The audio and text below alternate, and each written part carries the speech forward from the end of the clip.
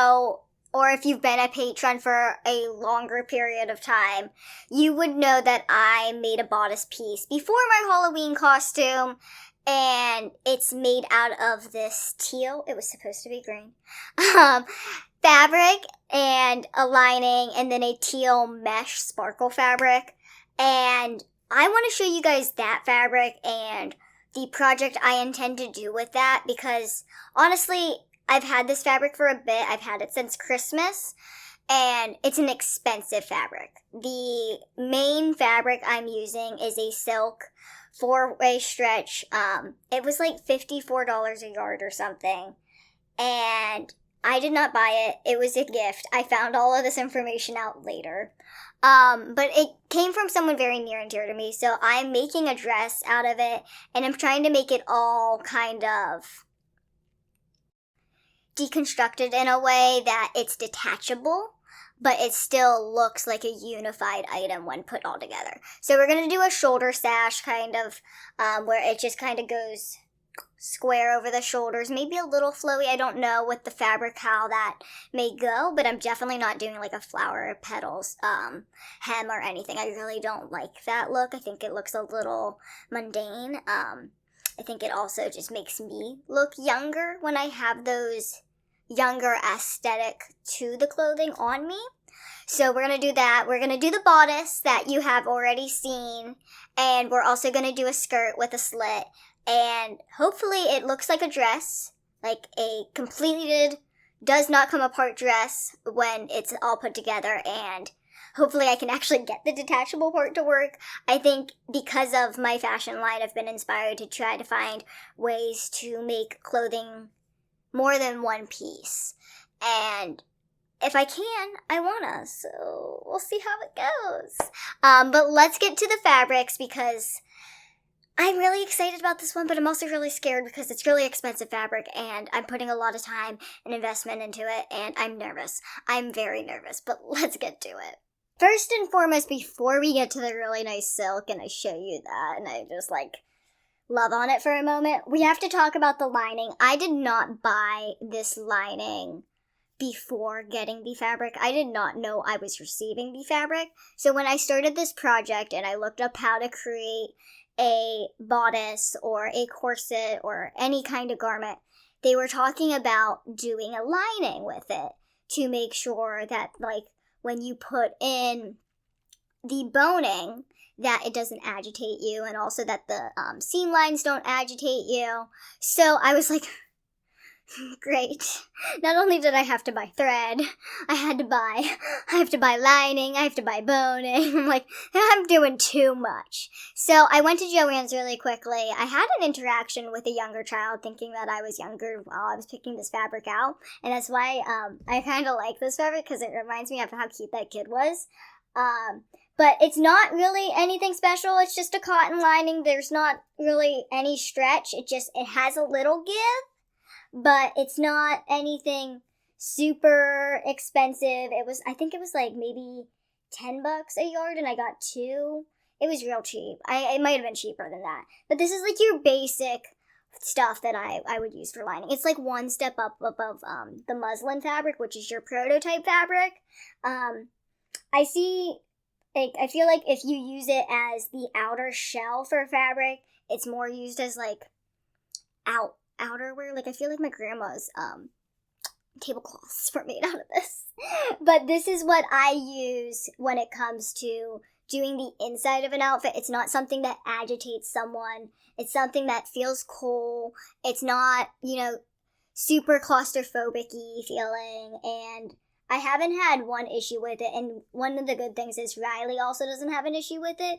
Riley has super sensitive skin, and so she gets very agitated by anything, and this is something that would protect her from getting agitated. So if you're doing any small projects that are going against the skin, and it's not a comfy fabric, or it's a more expensive fabric that you don't want to be against the skin or seam lines or any kind of little thing, you would use a lining, and this is what I would use for lining when it comes to it, just because it's simple. But let's get to the more complicated fabrics, because I talk too much about lining. Okay, y'all, so this is the fabric that I was gifted, and look how pretty it is. It's so pretty! So it does have a little stretch for what silk is, and that's what makes it really cool, is that there is this stretch to it, and it's 4-way, I think, silk charmeuse. This is teal. This is teal. There's no lying, but it was supposed to be like a tealish green on the more greener side, but it ended up being teal. But I'm not sure if that's what the fabric is called. I don't know if it's silk satin, but I'm pretty sure it's the silk satin charmeuse 4-way stretch. And it's just so pretty. It flows so nice. So when I make the skirt and the shoulder overlay out of it, I think it is going to be more flowy. And maybe the shoulder overlay won't be as boxy. But it really depends, because I do still want to do a mesh overlay like I did with the bodice, if you've seen the bodice. Just because I want it to all kind of have that pretty princess vibe. So I think I'm probably going to take the excess mesh from the glitter mesh I will show you, and put it on the shoulder overlay, on which will be made out of this and no lining. And then I'll probably make some Mod Podge teal glitter in it, and I'll just make it a little prettier than just some mesh. And then for the skirt, I think we're going to use a little bit of the glitter overlay on top of this, but not as much, because I do love the way this fabric already looks. I love the way it flows, and I know adding a mesh can also alter that. So I'm thinking more of something that can probably come off, or something that can bustle in the back. Or, I don't know. We'll see. I'm just really excited. This is a project that will happen after the Halloween costumes, but I did get the bodice done before Halloween. I intended to get this done before I started my Halloween costumes, but I was so busy and I was just so delayed. So we're here, still in the midst of a project with really pretty fabric that I'm hoping I can get done before Christmas. Okay, y'all, so this is the glitter mesh. I'm pretty sure it's on, Maybe I think it's on upside down for what I did for the bodice. But this is what it looks like. It's so pretty. As you can see, we have all this excess mesh down here. And it's about 3.5 inches worth. So this is what I'm probably going to cut off and use for that shoulder overlay. And then we'll Mod Podge the same kind of color onto the shoulder, just not as in this kind of pattern, and more sporadically and not too aggressively, just because I really want the bodice and the skirt to be the main and the shoulder overlay just to be an add-on. But this, I love this. The only thing I hate about glitter, and this is a warning for anyone who loves glitter fabrics and wants to work with them, because I love sequin fabrics, I love glitter fabrics. When sewing them, that breaks the sequins and also the glitter can get stuck. If it's in clumps, you have to be very careful to not use a thinner needle. And also, it gets everywhere. It'll get in your grandma's house that you haven't seen in 5 years. It's all over the ground. Every time I take it out, I lose a mass of it. We are going to try to find a way to coat the bodice and the skirt and the shoulder, not with Mod Podge, but with like a fabric lock-in, just because I don't want to continuously lose the sparkles and then have an ugly outfit one day. Because I will say, some of these areas have lost the sparkles, and it looks like they've been glued on a bit in a thicker instance versus a thinner glue. So that's concerning for when it all falls off, when I'm like 80. Is it just going to be a bunch of glue lines? I don't know. But that is warnings for glitter. But it is a gorgeous fabric, and I don't suggest like being scared to use it because of that. I say if you're attracted to a fabric, use it. If you are wanting to do projects and you're attracted to something, go for that versus what you think would be best. I would say gauge your skill level. Don't buy like a 54 per yard fabric on your first project. But if you are confident in what you're doing in the smallest slight, go for what you're attracted to, because you're going to want to work with projects that stimulate your mind. And working with the same mundane fabrics is not going to do that for you. So you're going to want to honestly go towards what attracts you. Do try the projects you want to try, and if you fail, you fail.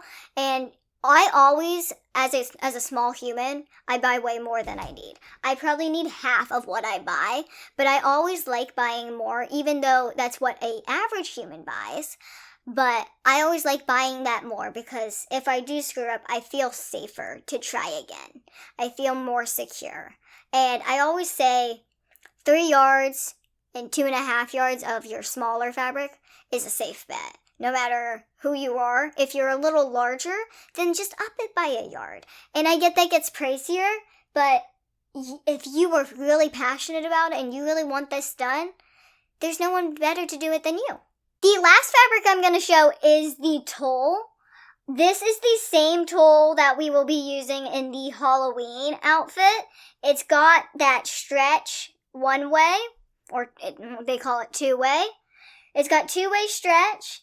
And honestly, it's a little darker than the other fabrics. As you can see, I kept them here for comparison. It is a lot darker. This is as close as I could get to finding this kind of Tule, because it's a soft Tule. It's not going to give the dress a huge amount of volume, but it's going to make it look flowy and pretty without making it gigantic in my hip area. So this is as close as I could get to the original color. I wasn't going for this color, although this color would have worked great. I was very unsure when buying this fabric if it was even going to look good with this first fabric. I was so unsure, and then I laid it on top of each other. I was like, oh my god, it's so pretty! I did good! And then I bought this between receiving this, and I was like, okay, so now I have darker and I have lighter than what I think I should have got. But then I put them all together and I was like, it's like a weird kind of like underwater vibe. I don't know, but I like it. So I stuck with it and I didn't return this. And also they didn't have anything lighter in the teal section at the moment. I'm sure they would if I returned it and waited a bit. But I like this. I think we're going to stick with it. I definitely have more Tule than I think is necessary. But I think I also am saving it for other small projects. Like if I make a long skirt, I might make a small skirt too, depending on how it looks all together. And if it's detachable at the end of the day, then I can make maybe layers of Tule detachable, or I can make the smaller skirt attachable and change my outfit every once in a while. And I think that's just a cool idea. So buying more is the best option for me because I am just so constantly thinking of add-on ways to make it more than it was. I don't know.